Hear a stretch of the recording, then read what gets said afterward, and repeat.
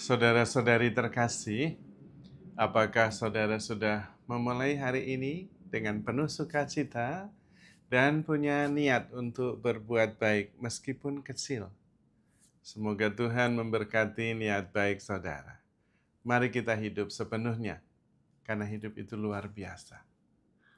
Saya sering bertemu dengan banyak orang, dan saya mengamati bahwa ada orang yang berpikir bahwa hidup itu sulit sekali.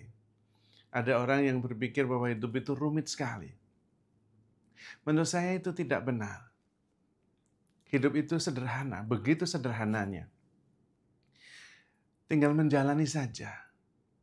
Dan kemudian mensyukuri dan kemudian menerima segala-galanya. Tetapi seringkali yang menjadi pertanyaan adalah bagaimana saya merencanakan masa depan saya?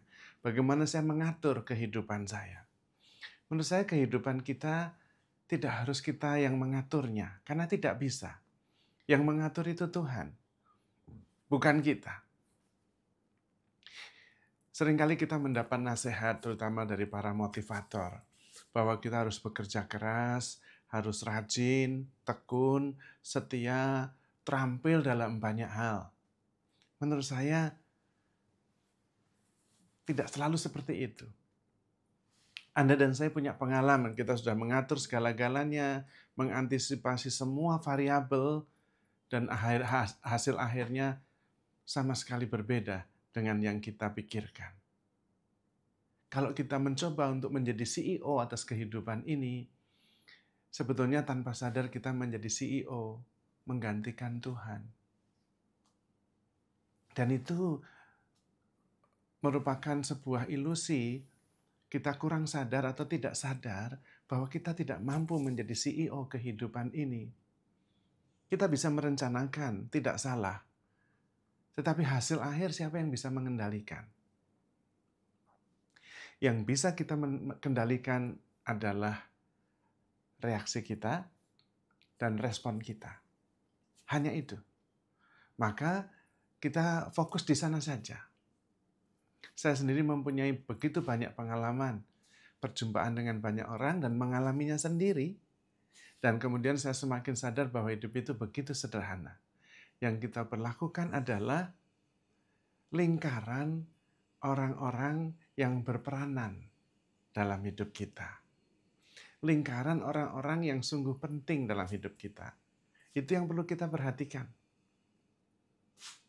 Dan di situ kita menjadi sumber yang membawa damai, membawa harapan, membawa sukacita, membawa kasih. Selebihnya Tuhan yang akan membawa kelimpahan. Tetapi mengenai sesuatu yang kita prihatinkan, lingkaran yang membuat kita merasa tak berdaya, lebih baik kita menjauh darinya.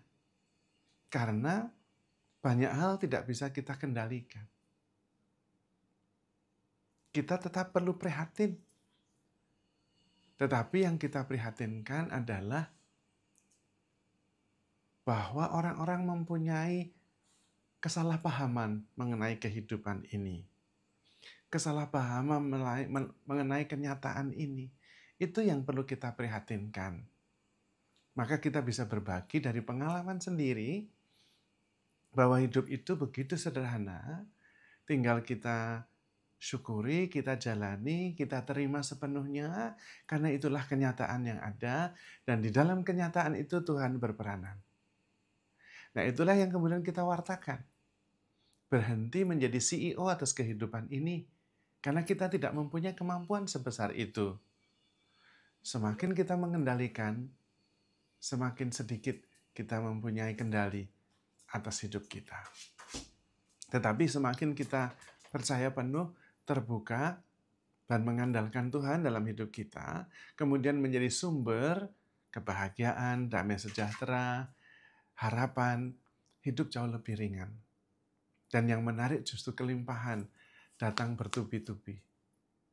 Karena memang pada waktu itu kita sungguh-sungguh living in harmony with the plan of God. Kita hidup di dalam harmoni dengan rancangan Tuhan. Dan kita masuk di dalamnya sebagai bagian yang harusnya mensyukuri karena kita boleh terlibat di dalamnya. Dan kemudian kita bisa membawa apa yang bisa kita berikan. Pada waktu itulah hidup kita kemudian menjadi berarti dan kelimpahan datang bertubi-tubi. Maka hidup itu dijalani dengan sederhana, dengan penuh rasa syukur, dengan kehadiran dan kesadaran sepenuhnya. Maka kita sungguh-sungguh bisa mengasihi atau hidup di dalam kasih. Dan pada waktu itu kita seperti ranting yang melekat pada pokok anggur. Karena melekat pada kasih Tuhan. Dan cukup melekat saja, maka buahnya akan berkelimpahan. Sesederhana itu. Karena memang hidup ini ada yang mengaturnya. Kita bukan bagian yang terpenting dalam kehidupan ini. Semakin kita tidak penting, semakin kita bisa menyangkal diri, semakin kita bisa menghasilkan buah berlimpah. Biji gandum itu akan tinggal satu biji saja kalau tidak jatuh dan mati. Kalau kita kemudian ikhlas melepaskan diri, melepaskan ego, menyangkal diri menurut Tuhan Yesus, kita akan menghasilkan buah yang berlimpah. Dan hidup itu begitu menakjubkan. Maka mari kita berusaha untuk sadar sepenuhnya, hadir sepenuhnya, dan terlibat dalam setiap peristiwa dengan sepenuh hati, sepenuh kesadaran. Karena percaya dalam setiap peristiwa Tuhan hadir dan membimbing, mengarahkan kita. Pada waktu itu kehidupan kita bisa menjadi sangat positif. Karena kemudian kita bisa melibatkan diri dengan memberikan yang terbaik yang kita bisa. Yang paling penting adalah selalu positif dan selalu menjadi sumber yang baik. Sumber damai sejahtera, sumber pengharapan, sumber cinta kasih. Tidak perlu memikirkan yang terlalu jauh. Cukup pikirkan lingkaran relasi-relasi yang memang penting dan sungguh-sungguh membawa harapan. Lingkaran yang sungguh-sungguh membuat kita bertumbuh. Di luar itu, biarlah Tuhan yang mengaturnya. Karena Tuhan mempunyai orang-orang tersendiri yang juga diutus untuk bisa mengembangkan kehidupan melalui peristiwa yang terjadi dalam kehidupan kita masing-masing. Maka mari kita hidup sederhana, hidup sepenuhnya terbuka, penuh syukur. Karena di dalam Tuhan, kita akan menghasilkan buah yang berlimpah. Dan menghasilkan buah, itu berarti adalah mengasihi dengan rendah hati. Kalau ada rahmat Tuhan, rahmat yang dikehendaki Tuhan dari hidup kita adalah hidup dalam kasih, hidup dalam kerendahan hati. Hidup dalam kasih penuh kerendahan hati itulah hidup yang menakjubkan. Itulah sebetulnya mindset miracle. Dengan kasih dan dengan kerendahan hati, segala kelimpahan akan datang kepada kita. Maka handle yourself with care, because you are loved. Tuhan memberkati.